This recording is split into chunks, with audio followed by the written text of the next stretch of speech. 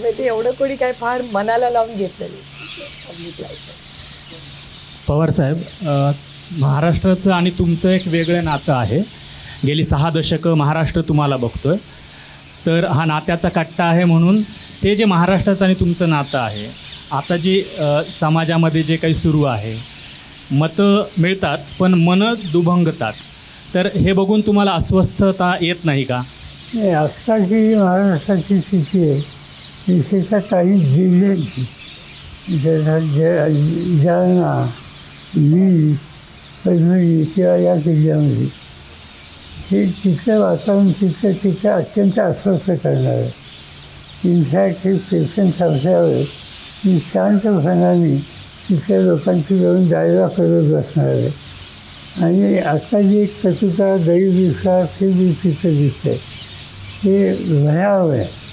म्हणजे मी कधी महाराष्ट्रात असं ऐकलेलं नाही की एका समाजाचं हॉटेल असेल तर दुसऱ्या समाजाचे लोक तिथं चहा घ्यायला सुरू जातात. हे अतिशय भयावह चित्र आहे. हे काही कमी बदललं पाहिजे. लोकांच्यात विश्वास वाढवला पाहिजे, जायला वाढला पाहिजे. आणि हे आमच्यासारख्या सगळ्या लोकांनी याच्यात अगदी जीव ओतून काम केलं पाहिजे.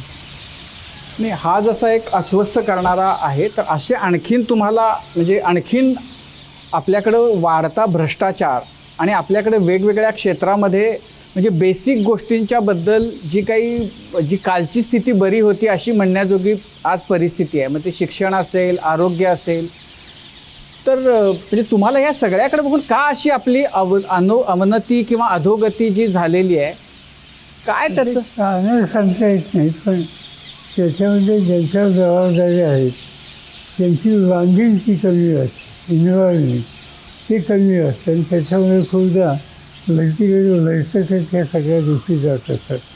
पण हे जे खेळ असलं तर महाराष्ट्रामध्ये फार मोठा उल्लेख आहे की या सगळ्या गोष्टीला व्यक्तींची ती समर्थन देत नाही.